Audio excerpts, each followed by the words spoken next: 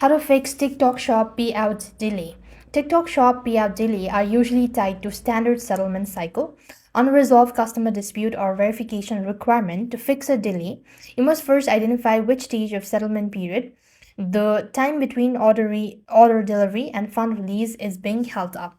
So what here you need to do is the common fix include resolving after sales request immediately. To launch open your seller center and you could check the finance or order tab for pending returns, refund or cancellation, and TikTok often holds payout for an entire order if a single item has an unopened or has open dispute. Next, you could also verify bank and identity information. You could ensure your bank account details are active and matches your TikTok shop registrations.